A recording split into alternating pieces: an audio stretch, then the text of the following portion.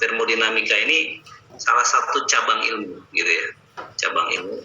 Dan Anda kalaupun nanti Anda belajar tentang terkait reaksi ya, termonya juga ada di sana.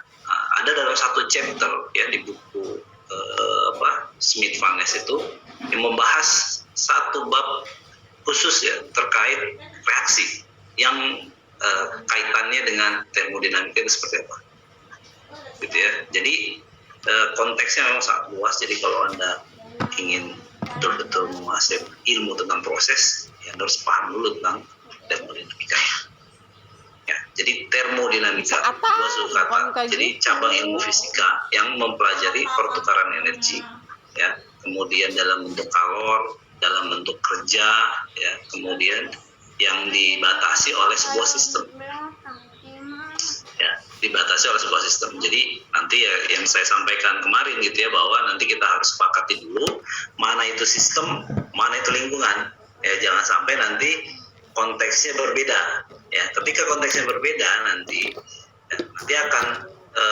masalah tanda sih nanti ya, tandanya positif dan negatif itu akan berbeda nanti gitu ya. Karena kita kalau bicara energi ya, kalau kita salah menginterpretasikan ya sistem dan lingkungan itu yang mana ya, nanti kita akan saling bertolak belakang. Nah, maka acuannya tetap saya akan menggunakan bukunya Smith Van Ness gitu. Nanti akan saya tunjukkan ya bukunya Smith Van Ness itu seperti apa mendefinisikan sebuah sistem, bagaimana dia mendefinisikan sebuah lingkungan ya. Jadi ya saya pikir kalaupun Anda mengacu pada buku itu, saya pikir nggak ada salahnya, karena nanti ketika di semester depan Anda mengambil termo, Anda sudah tidak bingung lagi menetapkan sistem dan lingkungan seperti itu ya. Nah, termodinamika itu terbagi beberapa hukum ya. Nah, ini dipropos oleh beberapa orang ya. Jadi ada hukum-hukum dasar termodinamika yang menurut saya Anda harus hafal gitu ya, hukumnya gitu ya, tentang apa. Sebetulnya kalau narasinya oke lah kalau nggak, tapi konsepnya tentang apa itu harus tahu lah gitu ya.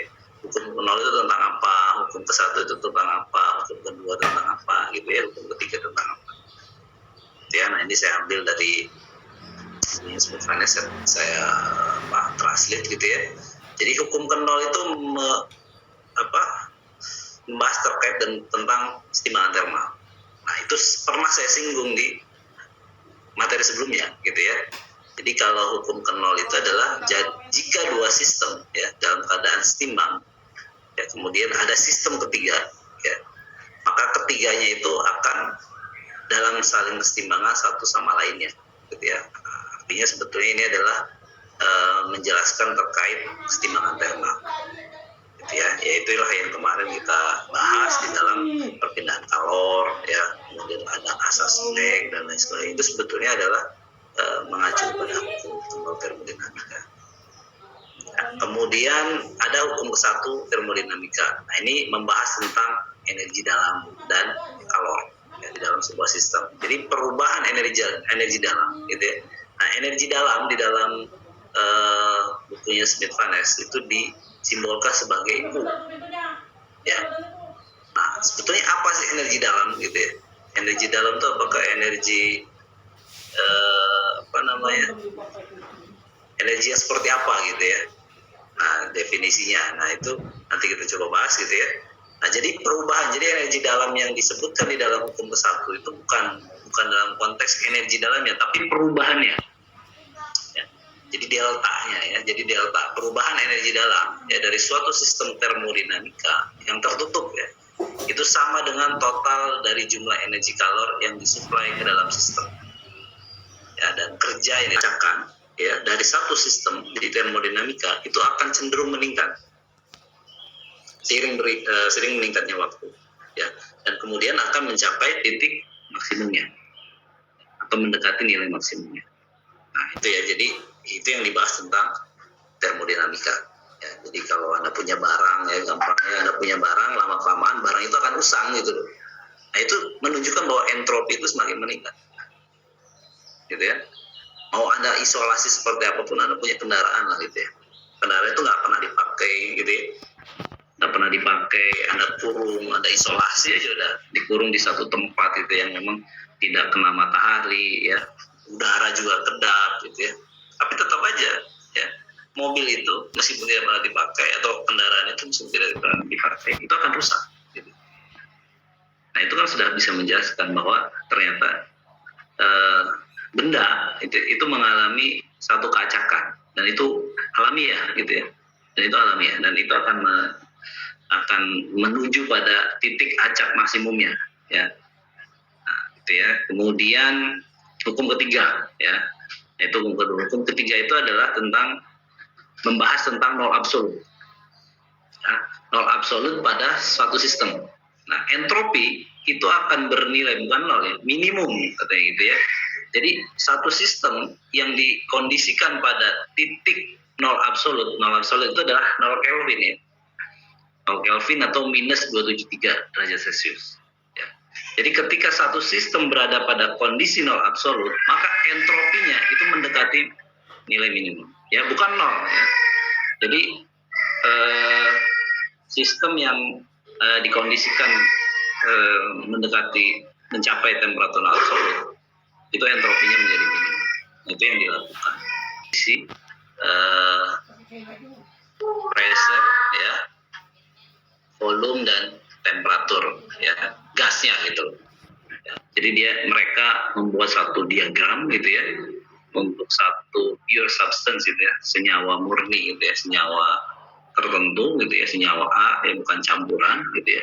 Nah mereka membuat satu diagram gitu ya, diagramnya itu namanya diagram PVT gitu ya, PT diagram, PV diagram gitu ya, dan seterusnya gitu ya. Jadi diagram-diagram ini itu sudah di-create pada abad ke-19. Nah, jadi kalau kita lihat di sini ya, ini diagram PT ya, berarti pressure dan temperatur ya. Jadi sumbu Y-nya adalah tekanan, sumbu X-nya adalah temperatur. Nah, coba Anda lihat di sini ya. Ini kan sebetulnya adalah kurva 3 fase ya.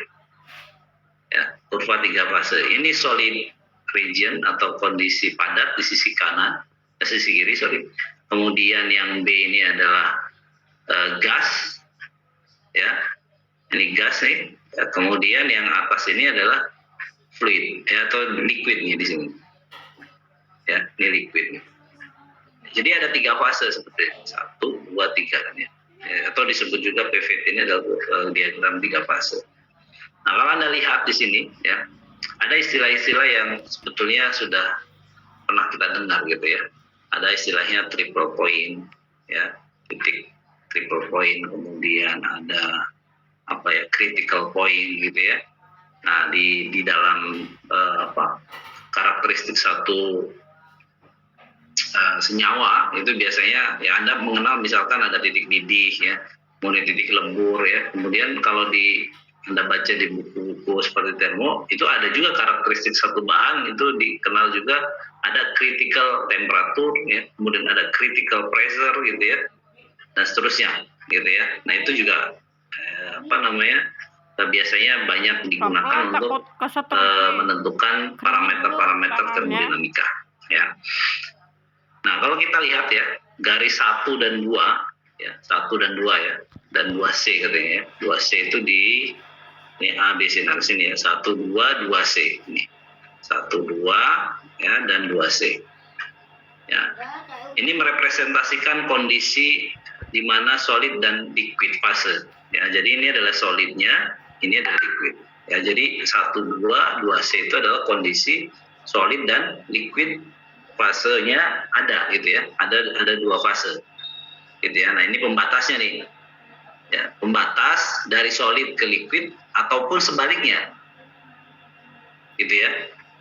Kalau misal Anda punya air ya, ketika air itu ingin Anda bekukan atau ingin Anda buat dia menjadi es padatan, maka yang dilakukan kan Anda biasanya menurunkan temperatur ya. Anda masukkan ke dalam lemari es, ke dalam freezer. Nah maka temperaturnya itu kan harus ke kiri, ya kan, lebih rendah kan di sini ya, ke sana. Nah maka kondisinya kalau sudah melewati ini namanya fusion curve gitu ya, atau kurva titik lebur lah gitu ya. Jadi biasanya kan titik lebur ya, karena dia banyak titik ya, karena dia temperatur dan pressure yang berbeda, maka dia jadi garis kan ya. Nah, fusion curve. Jadi ketika dia lompat ke sini, dia berubah jadi padat. Ketika solid lompat ke sini, ya dia jadi cair. Ya, maka dia bisa berubah padatan, bisa juga berubah menjadi cair kembali. Ya. Kalau ingin berubah padatan menjadi cair, maka yang dilakukan adalah sebaliknya, meningkatkan temperaturnya kan, gitu ya. Nah kemudian yang selanjutnya ada di gas region ya. Jadi 2C ini membatasi antara liquid dengan gas. Jadi kalau Anda punya air tadi, bagaimana caranya saya menciptakan gas atau merubah dia menjadi uap? Ya Anda naikkan temperaturnya ya sampai di titik di mana dia berubah fasenya menjadi uap. Ya. Tidak perlu, kalau menguap kan tidak perlu mendidih, gitu ya. Kalau mendidih ya itu beda lagi definisinya dengan evaporation dengan boiling itu beda. Nanti Anda akan pelajari lah gitu ya. Bagaimana apa bedanya boiling dengan evaporation. Nah, jadi kaitannya evaporation itu adalah dengan titik uapnya. Gitu ya. Vapor pressure lah gitu ya. Jadi kalau tekanan uapnya sudah tercapai, dia bisa berubah menjadi uap. Ya, makanya penting sekali Anda mempelajari tentang tekanan uap dari masing-masing pure substance gitu ya, atau material yang murni. Ya, jadi tekanan uapnya berapa? Itulah titik di mana dia berubah fase menjadi uap, gitu ya. Nah, maka di sini ya cara meningkatkan tekanan uap adalah salah satunya adalah meningkatkan temperaturnya, gitu ya. Semakin besar temperatur si liquid, maka dia akan mudah sekali untuk menguap. Ya, makin tinggi tekanannya, makin sulit Anda menguapkan. Ya, maka apa yang harus dilakukan adalah meningkatkan temperatur. Maka kurvanya jadinya begini. Gitu ya, hubungan P dengan T itu akan berbanding lurus gitu ya, seperti ini ya. Jadi garis 1 dan 2 itu disebut dengan kurva sublimasi ya. 2, 3 ini adalah kurva lebur gitu ya, fusion curve gitu ya. Kemudian 2C ini adalah kurva penguapan, evaporation curve. Jadi ada 3 kan sini ya. Ini adalah kurva 3 fase. Nah, di ujung-ujung sini C ya, C ini disebut sebagai titik kritikal ya, DC. Dan kalau yang di atasnya namanya pressure critical. Ya, jadi pressure critical dan temperatur critical ya. Makanya ada istilah teknologi supercritical katanya. Jadi teknologi supercritical itu sebetulnya kondisi operasinya, pressure dan temperaturnya itu mendekati ini. Ya, mendekati di pressure critical dan temperatur critical. Ya, supercritical berarti bisa jadi lewat sini. Itu ya, sana. Oke, nah ini penjelasan dari PT diagram ya untuk senyawa tertentu. Biasanya contohnya nih air ya paling gampang. Kemudian kita bahas tentang sistem dan lingkungan ya. Jadi dua istilah ini akan selalu berkaitan erat ya dengan termodinamika, dan Anda harus hati-hati ya dalam menentukan sistem dan lingkungan. Tapi kalau kita sudah sepakati, nanti Anda juga akan harus mengikuti kesepakatan itu gitu ya.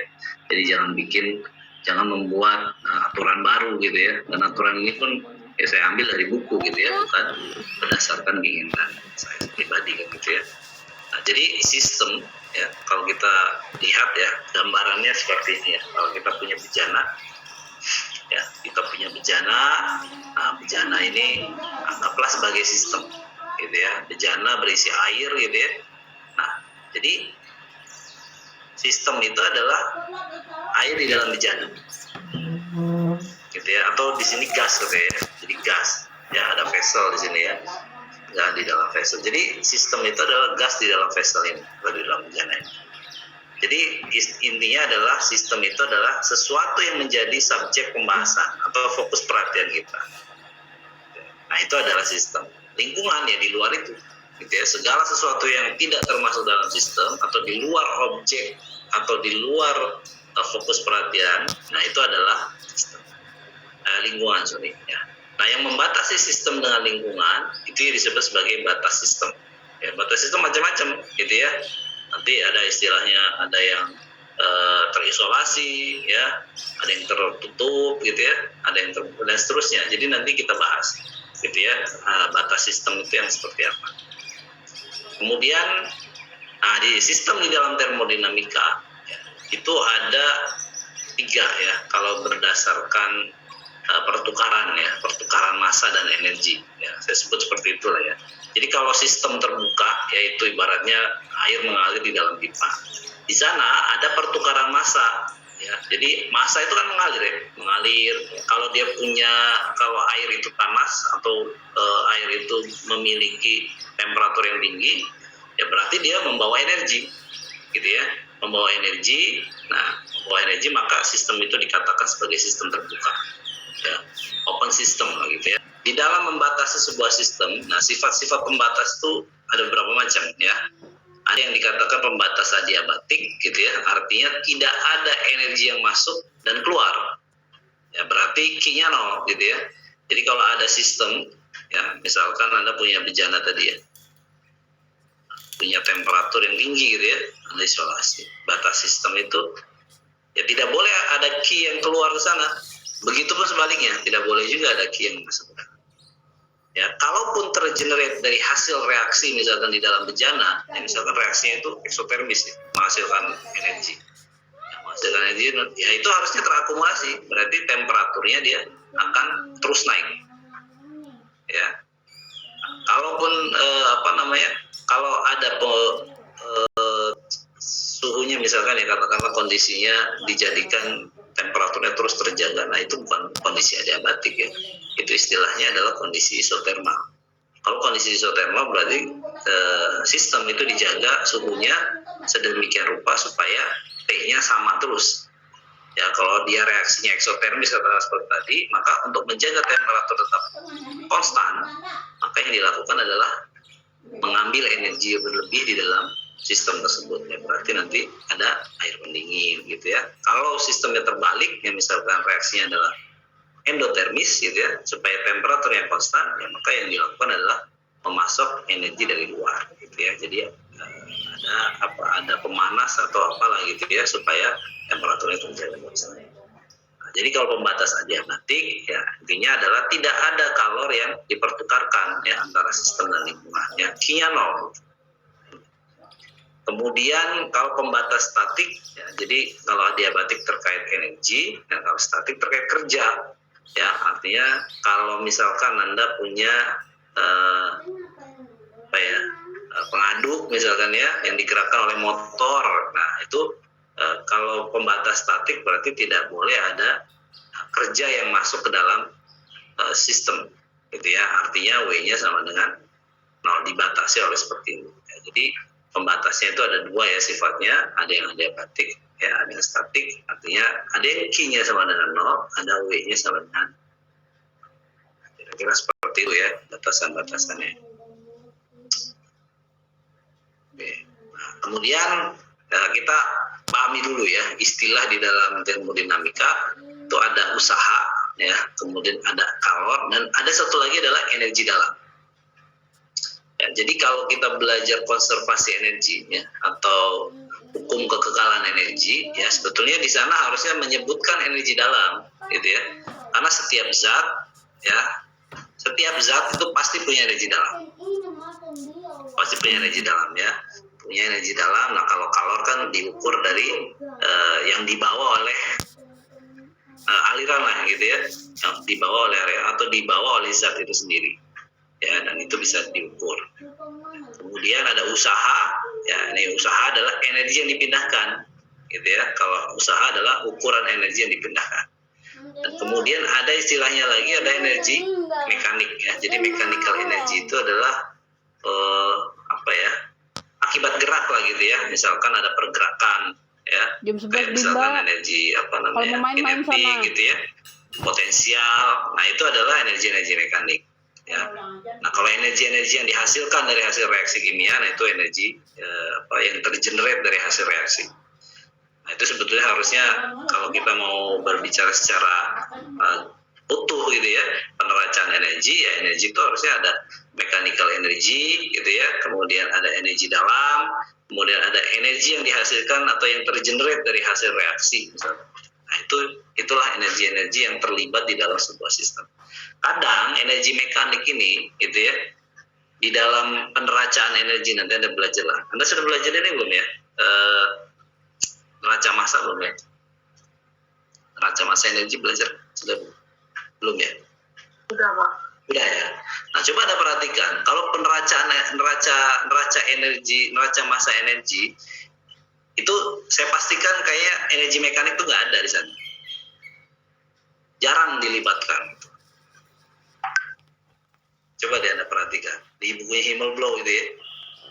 Coba Anda perhatikan, energi mekanik itu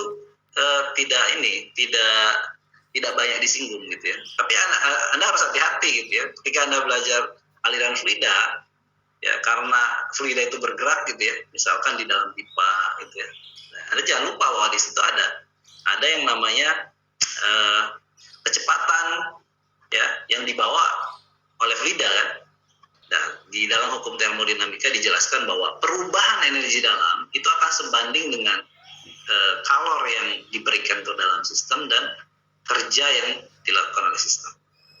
Ya, gitu ya, coba kita lihat lagi ya.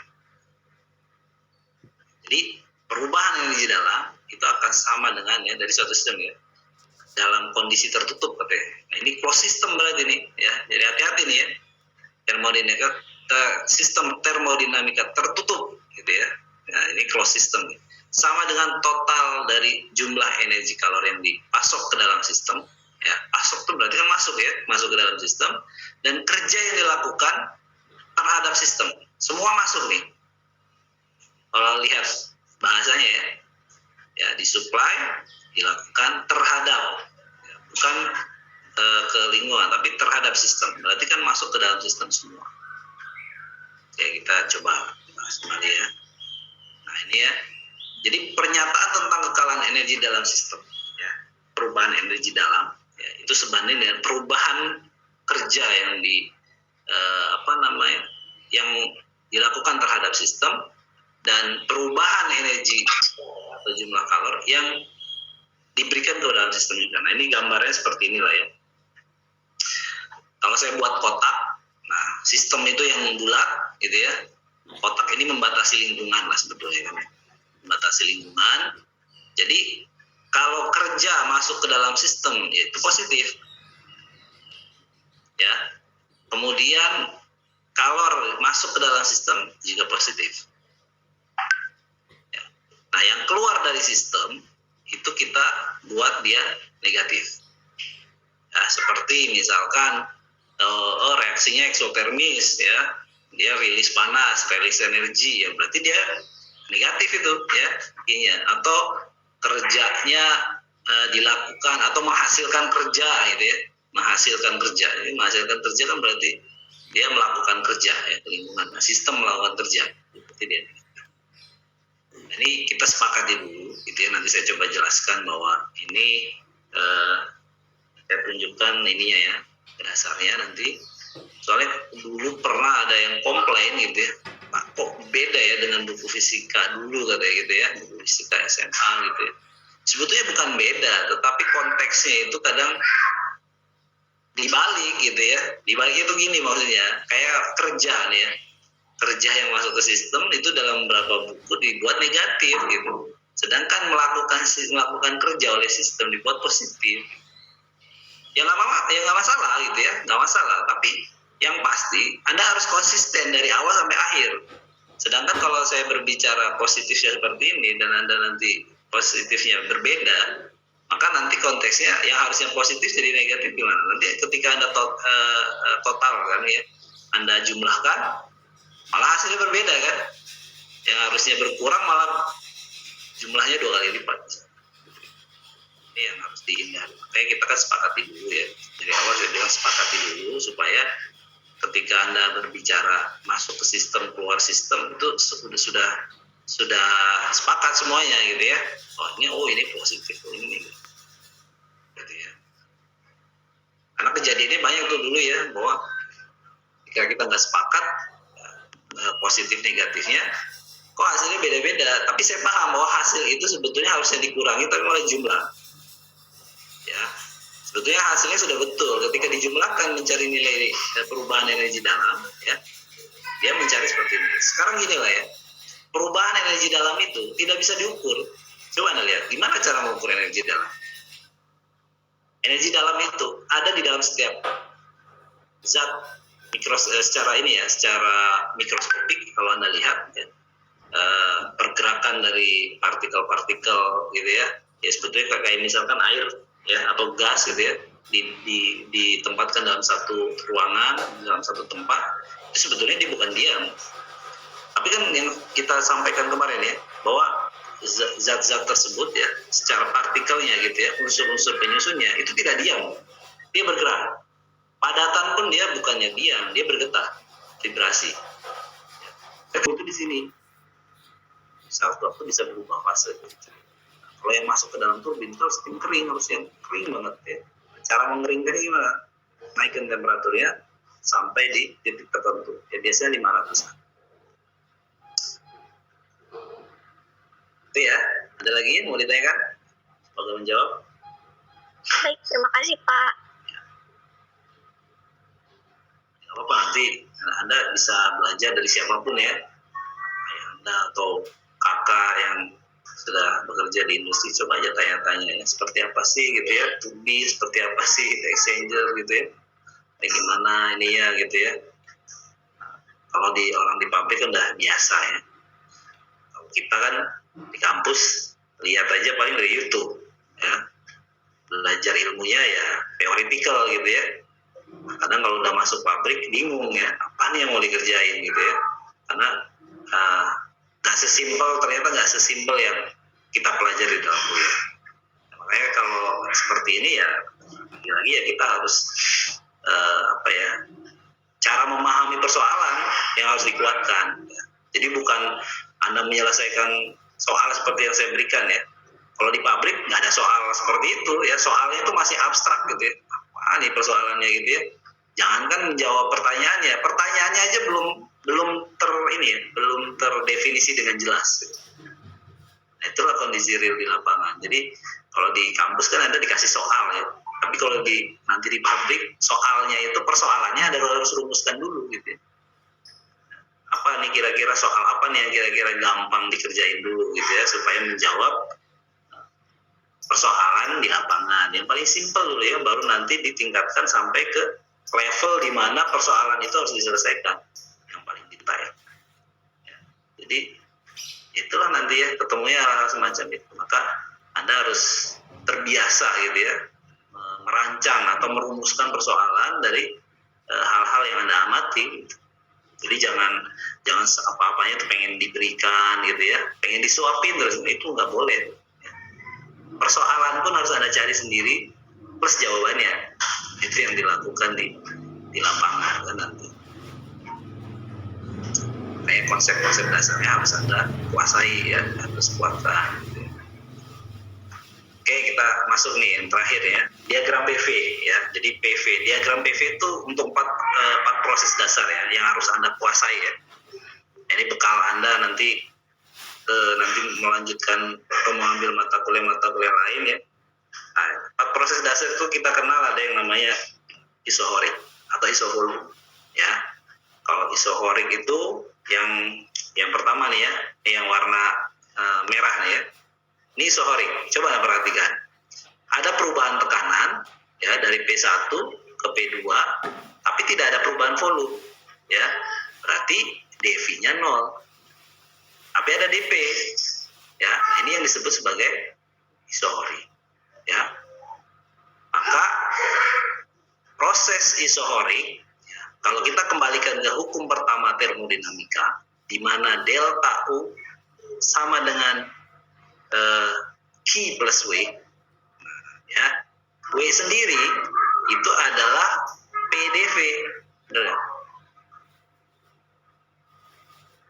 Dari mana lagi nih Pak gitu ya, PdV aja dulu ya, minus biasanya ya, karena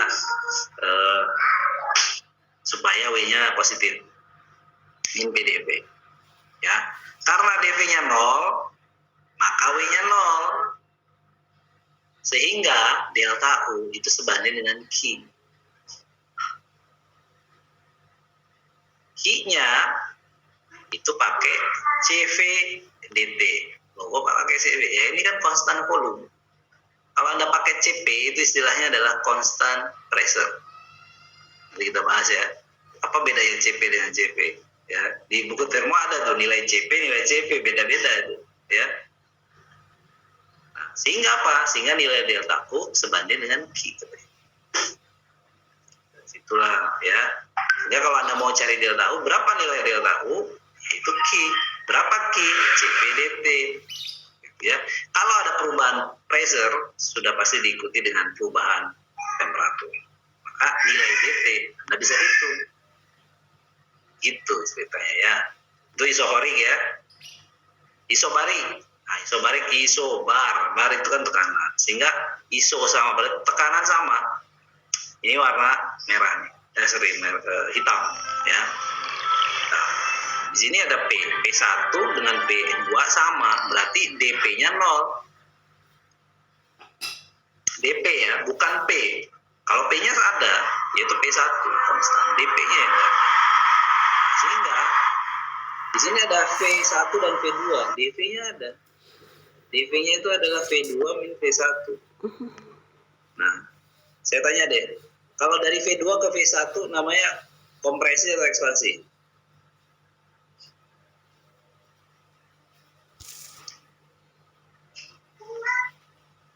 Kompresi. Kompresi. Nah, kalau kompresi, dV-nya positif atau negatif? Selisihnya.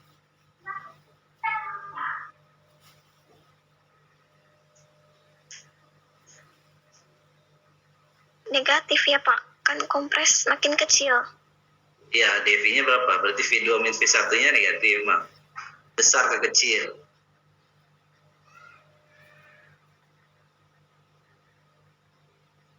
Besar ke kecil ya, sorry ya. Besar ke kecil. Berarti apa?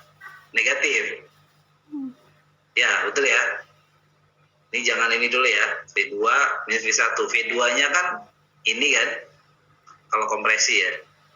Kalau kompresi kan ininya dari awal ini V1 ke V2 ya, gitu kan? Ya nggak? Halo.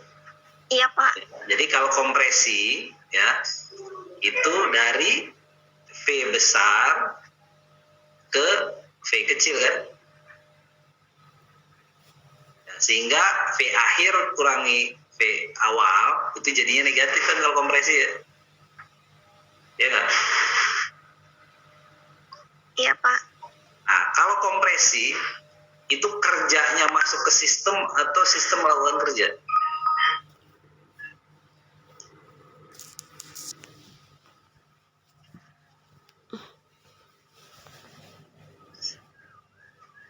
Kerjanya masuk ke dalam sistem atau keluar sistem?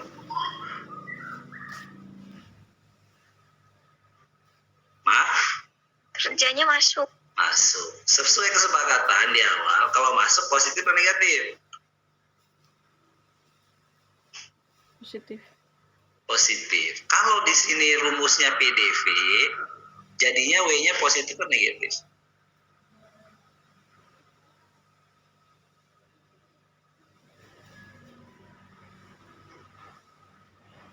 Kalau P kan pasti positif kan nilainya, nggak mungkin minus gitu ya. Minus tekanan minus kan kalau absolut nggak ada. Berarti dia positif kan nilai P-nya ini. Berarti yang negatif dV. Kalau positif dikalikan negatif hasilnya? Negatif. Menyalahi nggak nih? Masa kerja masuk ke dalam sistem negatif? Kan nggak boleh kan? Harusnya apa? Positif kan? Maka rumusnya jadi minus P dV. Minus ini untuk ngakali minus supaya positif. Kalau dibalik, ekspansi ya. Ekspansi kan dari V kecil ke V besar kan? Ya kan? Ininya positif kan? Kalau ekspansi, itu kan sistem melakukan kerja. Kalau masih bersamanya begini, nanti W-nya positif.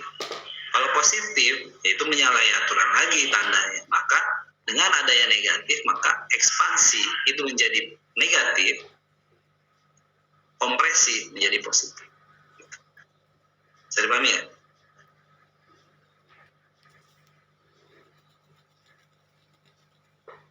Halo?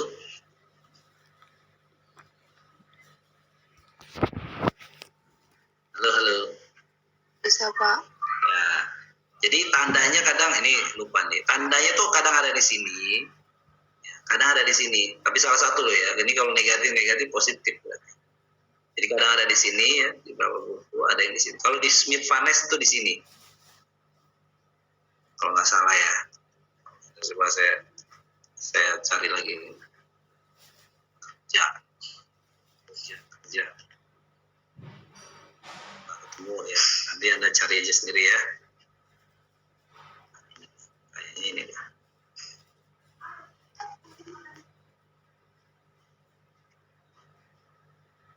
Nah, ini. Yang nggak dikira ngarang. Nah, ini ya. Kelihatan nggak nih? Kelihatan Pak. Ya, negatif ya. Tuh. Jadi ini yang negatif, ini untuk ngakalin ini soalnya contohnya itu piston ya, ini piston. Jadi dia naik turun ya. Nah itu, silakan Anda baca lah, ini panjang. Oke, kita kembali lagi ke sini. Ini sudah kembali ke slide 2 lagi, yaitu isotermal ya. Isobarik. Nah, isobariknya tadi kita lihat dulu ya. Delta U itu apa? Ya, kalau sudah isobarik begini, delta U itu ya Q plus W. Delta U itu ya Q plus W. Q-nya adalah CPDT karena ini constant pressure. W-nya adalah min P dV. Jadi delta U itu sebanding dengan nilai kalor CPDT ditambah kerja PdV. Saya pahami ya nih? Itu caranya ya. Nanti ada nih tugasnya nih, nanti gimana cari delta U, cari W nanti gitu ya. Nah, itu harus sama nanti. Oke, yang ketiga, isotermal. Nah, kalau isotermal udah jelas nih. Isotermal. Jadi kalau isotermal, ini kurvanya agak berbeda sedikit ya dengan adiabatik. Isotermal tuh agak tidak terlalu landai, sedangkan adiabatik landai sekali nih. Kalau dilihat dari kurva PV ya, dari kurva PV. Jadi isotermal itu di atasnya. Nah, nilai W itu sama dengan nilai Q, yaitu nRT ln V2V1 ini. Nanti kita coba ini ya, uraikan. Ini kalau kita uraikan nggak cukup waktunya. nRT ln V2V1. Sehingga delta U ya sebanding dengan W sebanding dengan Q, gitu ya. Kemudian adiabatik gimana? Adiabatik sudah jelas, Q-nya 0. Ya. Q-nya 0. Ya. Isotermal tuh maksudnya gini loh ya, T-nya konstan. Ya, T-nya konstan. Nanti di otak-atik nanti ketemu kok ini. Nah, Q-nya 0. Nah, kalau Q-nya 0, delta U-nya sama dengan W. Ini kan negatif nih W. Ya, karena delta U itu adalah Q plus W, sedangkan Q-nya adalah 0, maka delta U sama dengan W. Ya. W-nya apa? Ya W-nya adalah min PdV. Itu aja ya. Udah gitu cara mencari nilai delta U pada 4 proses dasar termodinamika. Isobarik, isotermal, adiabatik, gitu ya. Ini saya lewat dulu. Oh ini nih ya. Isobarik nih ya. Ini ada nih penjelasannya. Proses pada tekanan konstan ya. Usahanya dW, PdV tadi ya. Yang sudah saya sampaikan. Kalau isokorik tidak ada perubahan volume, maka W-nya 0 sehingga delta U sama dengan Q. Ya, jadi ini adalah delta U-nya sama dengan Q, di mana Q itu adalah CVDT. Apalagi kalau ini dW-nya ada, Q Q-nya ada nih, ini CPDT. Ya, sehingga delta O itu sama dengan W plus Q. Ini untuk sistem tertentu. Nah ini ya, isotermal itu seperti ini. Isotermal itu delta T-nya 0 karena T-nya konstan. Ya. Proses yang dilakukan pada temperatur konstan sehingga W itu sama dengan ini. W min PdV, ya, di mana P-nya itu adalah nRT per V. Nah, P-nya diganti, ya, ini diganti jadi ini. dV, ya, dV per V itu ln kan. dV per V. nRT, ya.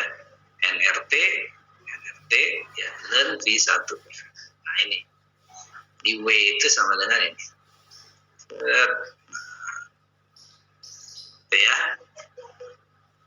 Terakhir adiabatik. Nah ini ya, ini kurva isotermal, ini kurva adiabatik ya. Yang kurva adiabatik Q-nya 0 sehingga delta U sama dengan W. Udah gitu ya. Ya.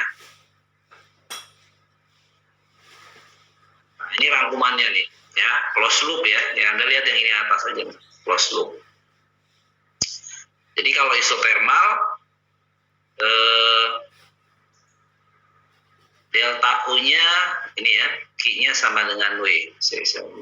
Isotermal ya, delta W, Q-nya sama dengan W, sedangkan W-nya adalah min nRT ln V2 V1. Dengan catatan V2 harus lebih besar dari V1. Ya. Kemudian isobarik ya. Isobarik delta U-nya 0 ya. Kalau isotermal ya, delta U-nya 0 benar. Delta U-nya 0 sehingga Q itu sama dengan W. Q sama dengan W ya. Artinya nilai Q sama W sama, yaitu dicarinya menggunakan persamaan ini. Anda cari dulu nilai W pakai persamaan ini, maka nilai W yang dihasilkan dari persamaan ini itu adalah sama dengan milik Q. Ya, Q sama dengan W ini kan ini ya. Nilainya positif negatif ya. Kalau ini positif berarti minus Q-nya yang negatif. Ya, karena kan dari sini ya. Dari delta U sama dengan Q plus W ya kan. Karena delta U-nya 0 maka Q ya, plus W sama dengan W sama dengan minus Q gitu aja.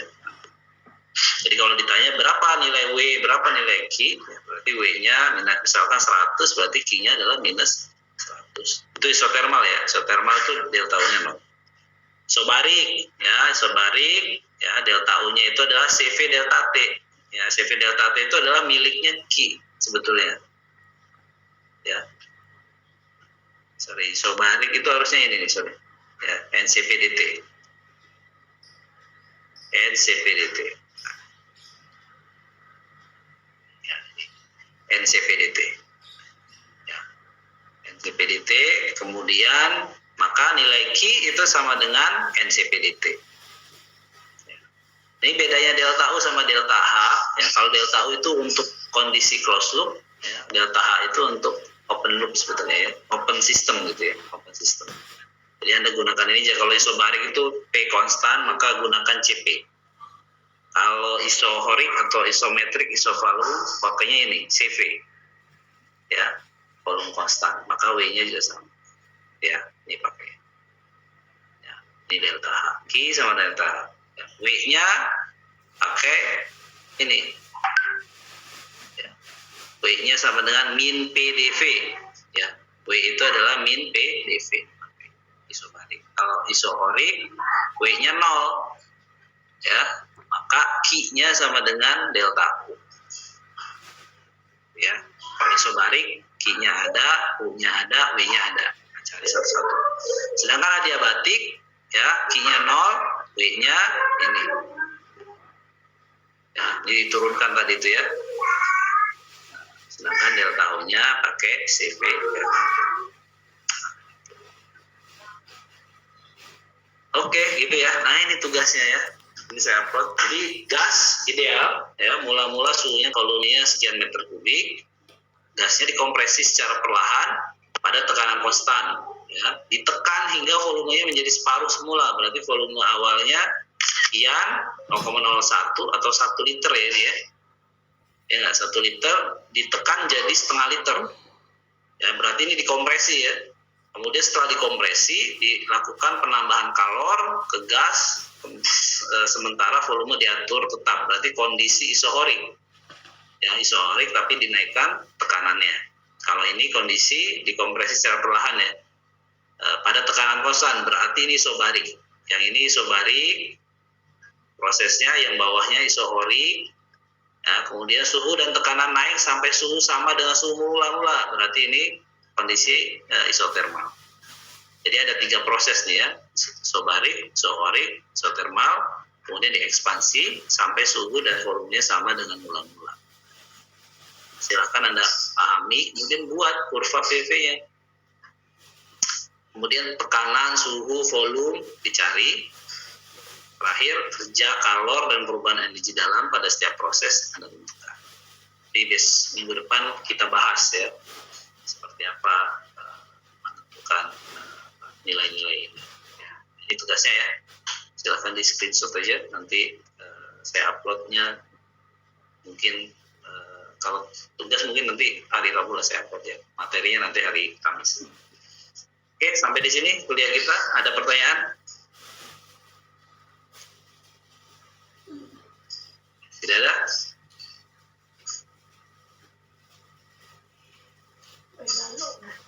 Oke, ada pertanyaan nggak? Nggak ada? Kalau nggak ada kita cukupkan ya. Sudah jam 9.17.